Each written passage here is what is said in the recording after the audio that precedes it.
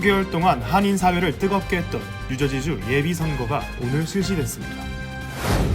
불법 자금을 수수하는 등 부패 혐의로 재판을 받고 있는 밥 메넨데즈 뉴저지 연방상원의원이 무소속 후보로 11월 치러질 본선거에 출마하기 위한 신청서를 어제 제출한 것으로 드러났습니다. 도널드 트럼프 전 대통령의 유죄 판결 이후 5월에만 1억 4,100만 달러를 모금한 것으로 나타났습니다. 도널드 트럼프 전 대통령이 형사재판에서 유죄 판결을 받은 가운데 그가 주요 동맹국을 포함한 37개국에서 입국 금지가 될 가능성이 있다고 언론이 보도했습니다.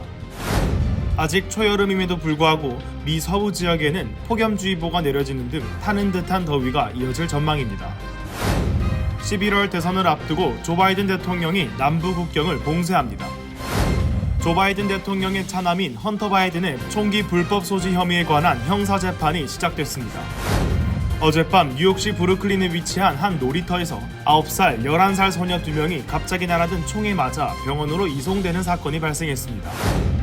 뉴욕시 행정부가 어제 뉴욕시 화장실 확대 개설을 목표로 하는 계획안을 발표했습니다.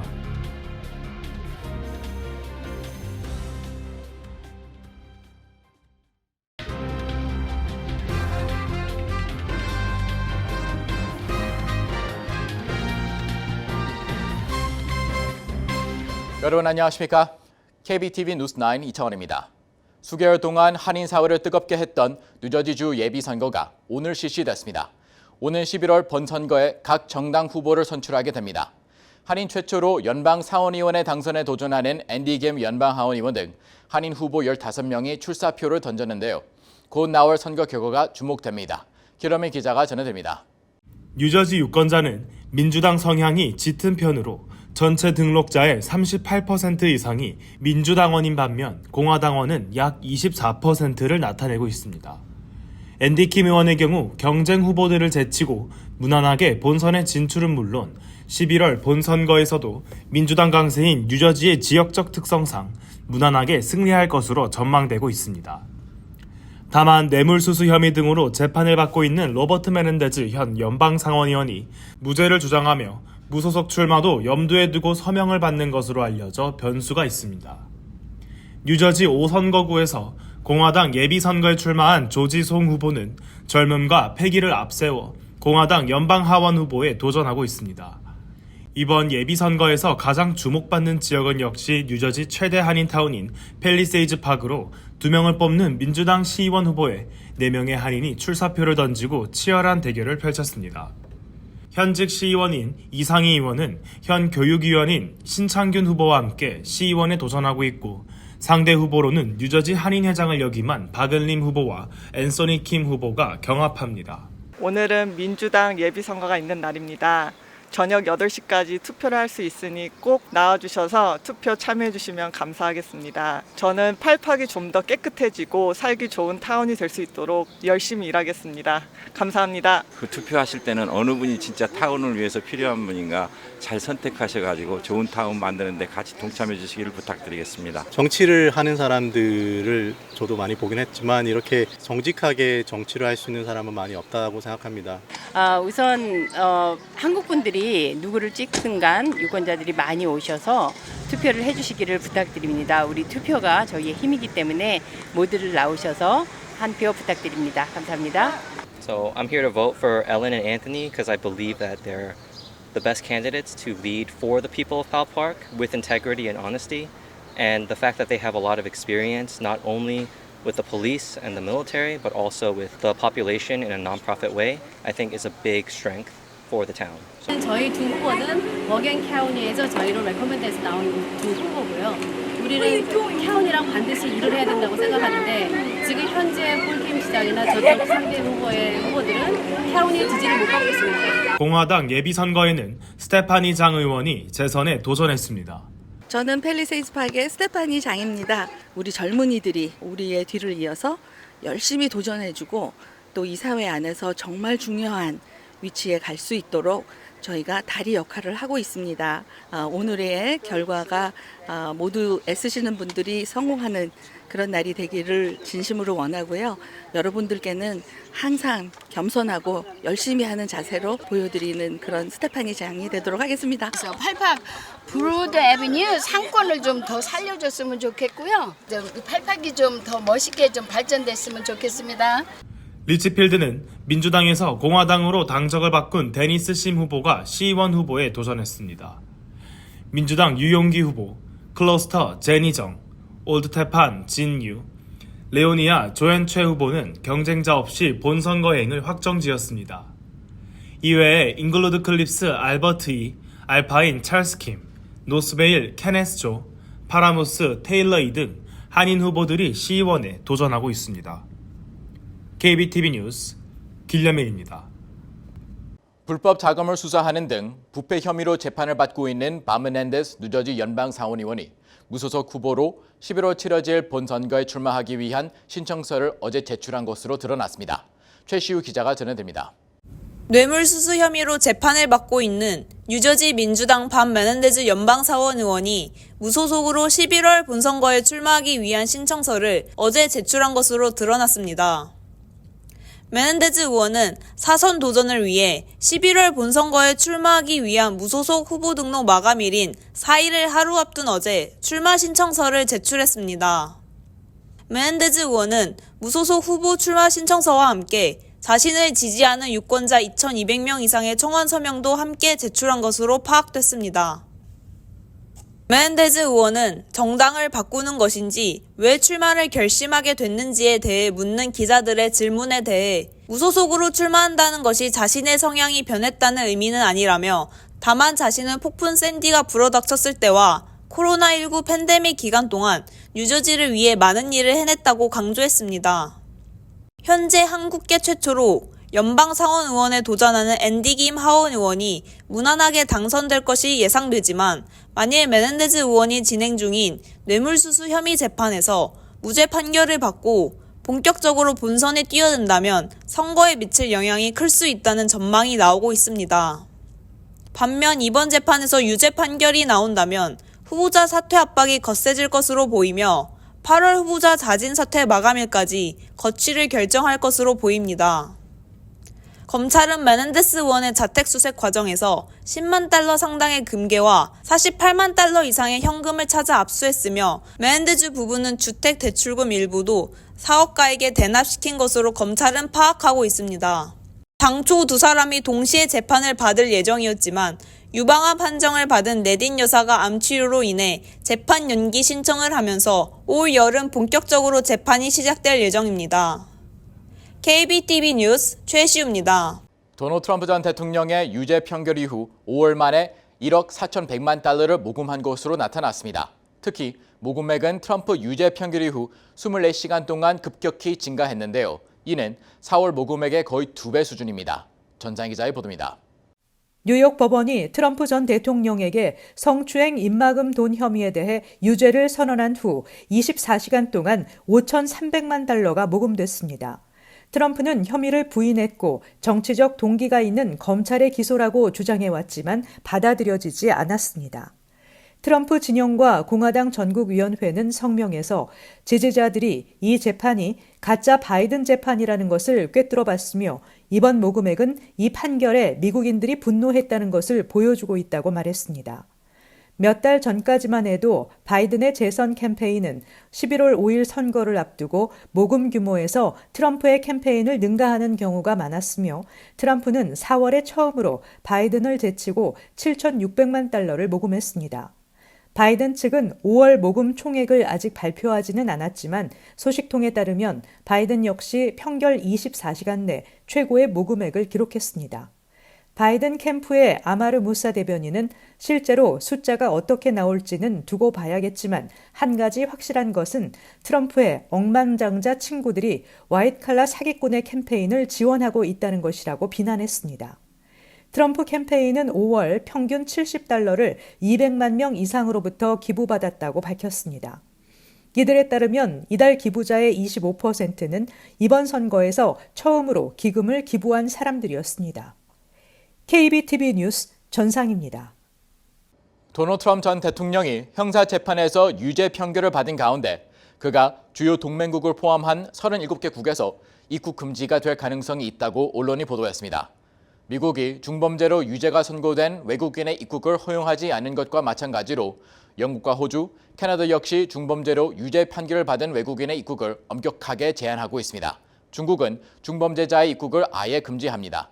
전상 기자가 전해드립니다. 오는 11월 대선에서 트럼프 전 대통령이 재선에 성공할 경우 외교 관계를 위해 일부 주요 국가에 입국하려면 특별 허가를 받아야 할 것이라고 피플지가 보도했습니다. 세계 인구 리뷰에 따르면 미국을 포함한 38개국이 중범죄자의 입국을 금지하고 있으며 여행 제한은 유죄 판결 후 여권 보유 여부와 상관없이 적용됩니다. 이 중에는 한국, 호주, 내년 주요 7개국 정상회의를 개최할 예정인 캐나다를 비롯해 중국, 이스라엘, 멕시코 등도 포함되어 있습니다. CBS 방송도 트럼프 전 대통령이 형사사건에서 유죄 판결을 받으면서 그의 해외여행에 제한이 걸릴 수 있다고 보도한 바 있습니다.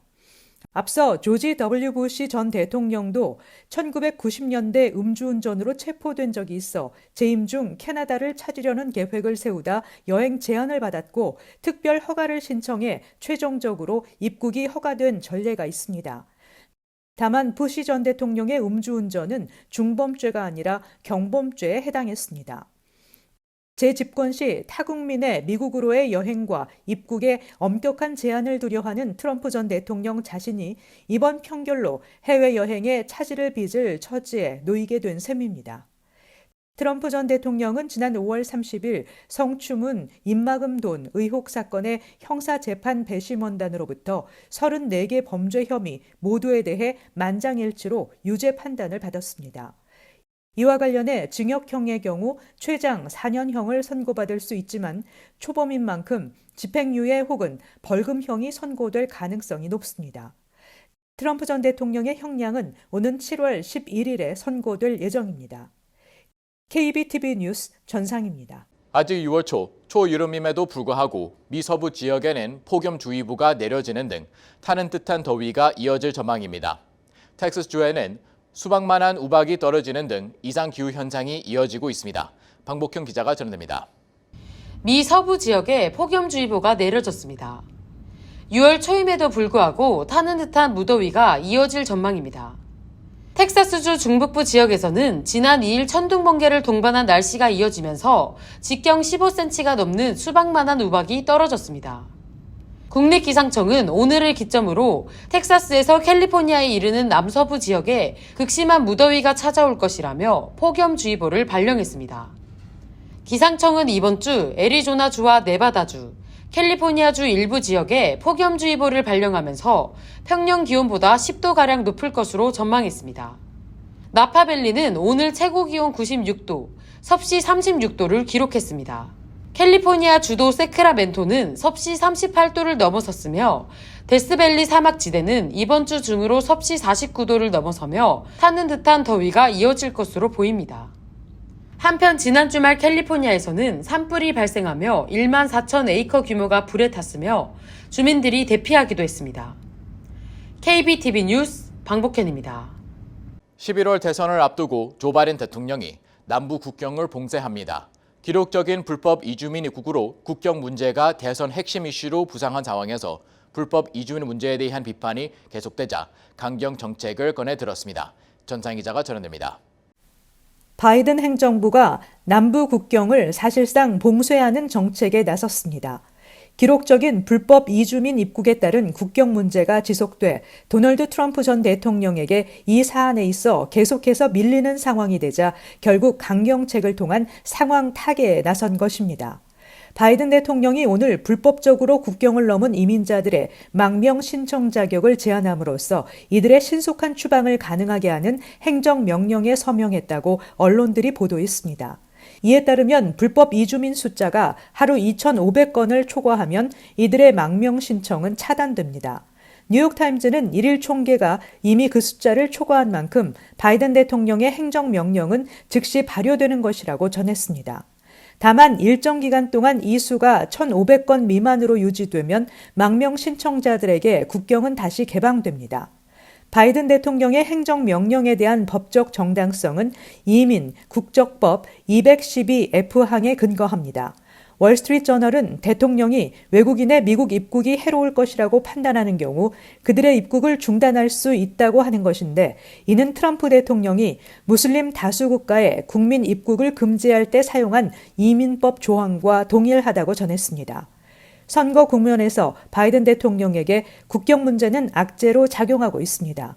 올해 2월 말 월스트리트저널이 실시한 여론조사에 따르면 응답자의 65%는 바이든 대통령의 국경 문제 처리에 대해 반대 의사를 표명했고 71%는 이민, 국경 보안이 잘못된 방향으로 가고 있다고 답했습니다.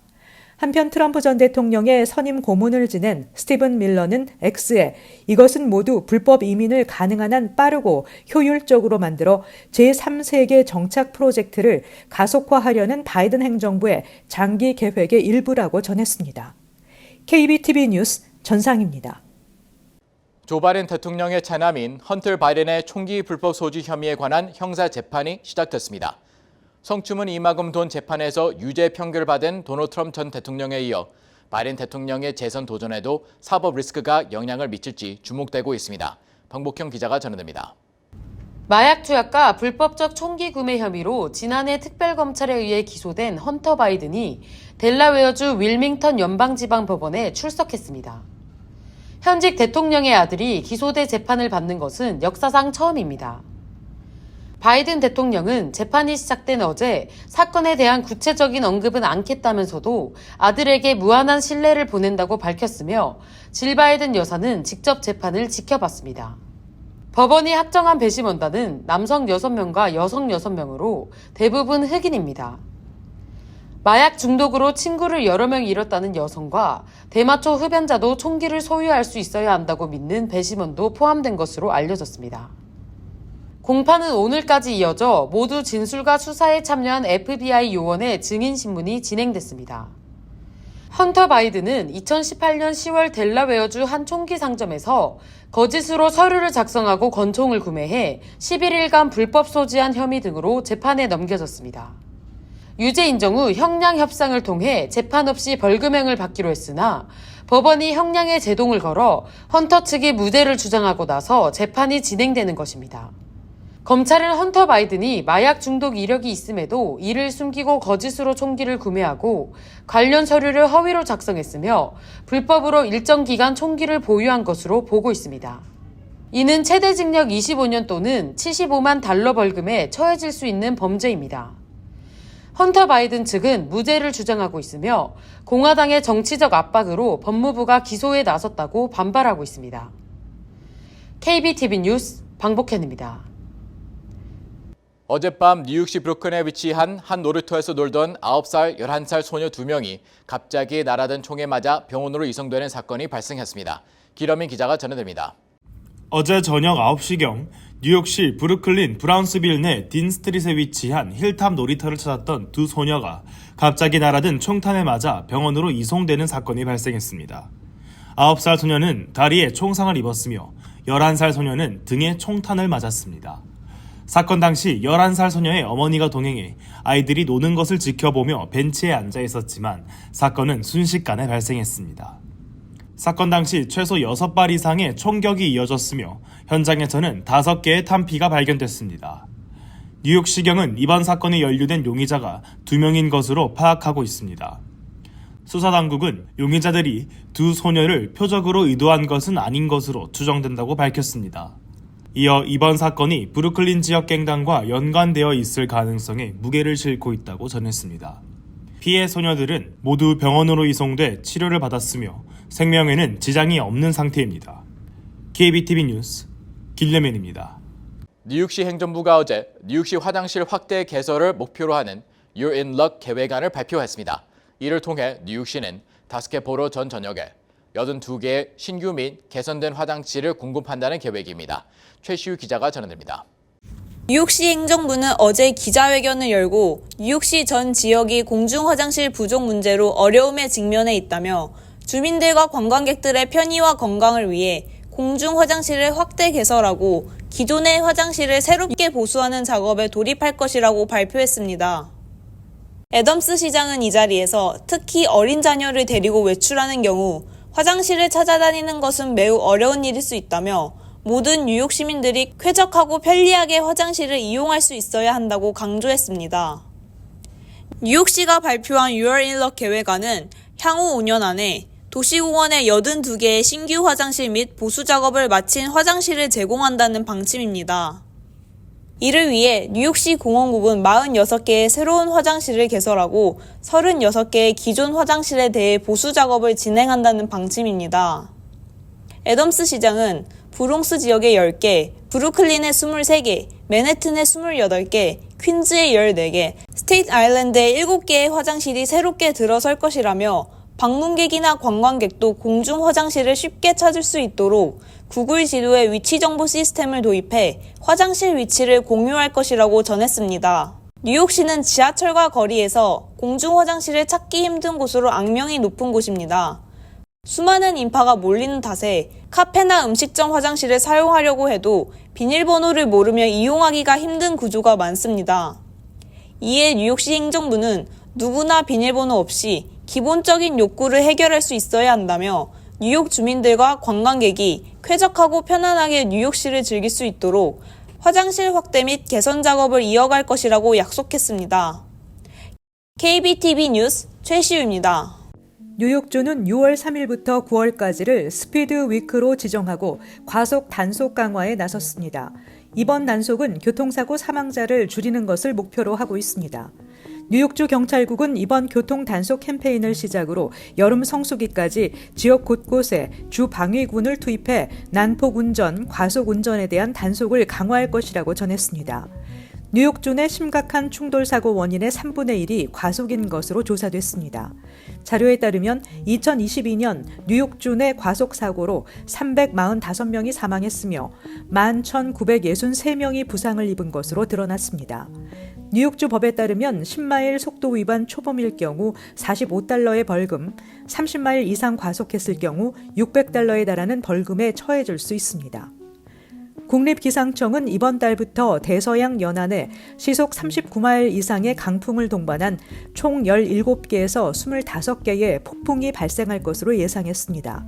특히 이 중 절반 정도는 시속 74마일 이상의 강풍을, 4개에서 7개는 시속 111마일 이상의 강풍을 동반한 허리케인이 될 것으로 예측됐습니다.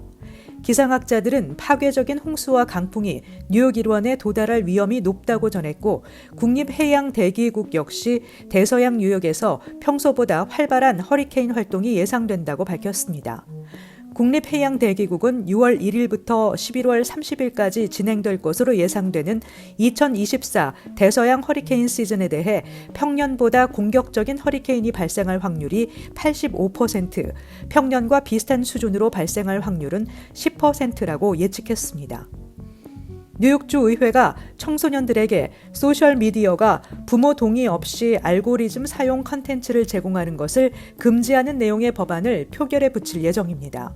법안은 미성년자에게 제공되는 컨텐츠에 대해서는 시간 순으로 표시되도록 하고 있습니다. 또 해당 법안에는 소셜미디어가 부모 동의 없이 심야 시간에 미성년자에게 알림을 보내는 것을 금지하는 내용도 담겼습니다. 이 법안은 소셜미디어 알고리즘이 청소년들을 폭력적, 성적인 컨텐츠로 이끄는 것을 막기 위한 취지로 만들어졌습니다. 뉴욕주에서 해당 법안이 통과될 경우 뉴욕주는 컨텐츠 전달 방식 관련 규제를 제정한 최초의 주가 된다고 월스트리트저널은 보도했습니다. 미국 대학가에서 들불처럼 번졌던 가자 전쟁 중단 촉구 시위에 참여한 대학생들이 취업 과정에서 불이익을 받고 있는 것으로 나타났습니다. 보도에 따르면 지난해 가을 뉴욕대에서 법학 학위를 마친 한 학생은 국제 로펌인 윈스턴 앤드 스트로운으로부터 채용 제안을 받았다 취소 통보를 받았습니다. 로펌 측은 가자 전쟁 발발 후 뉴욕대 학생 변호사 협회 회장으로부터 이스라엘은 이 엄청난 인명 손실에 대해 전적인 책임을 져야 한다는 내용의 이메일을 보낸 것을 문제 삼았습니다. 또 다른 로펌인 데이비스 폴크앤 위드웰도 비슷한 이유로 하버드대와 컬럼비아대 학생 3명의 채용을 취소하겠다고 밝혔습니다. 미국 명문대를 상대로 많은 기업 대표 역시 이 같은 조처를 취하겠다고 위협했습니다. 잠시 후 커뮤니티 브리핑을 전해드립니다.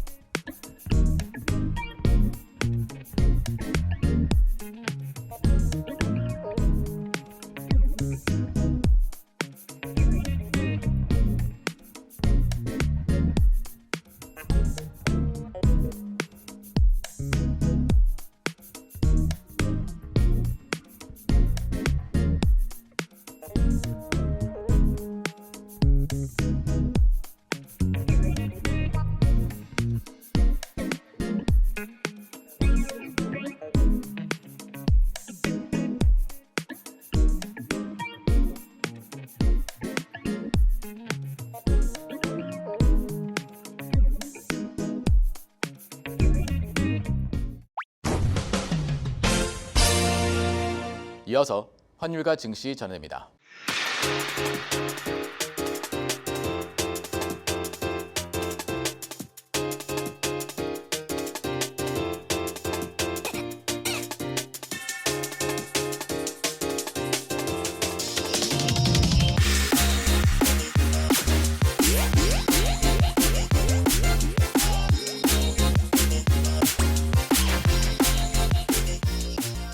잠시 후 뉴욕과 뉴저지 날씨 전합니다.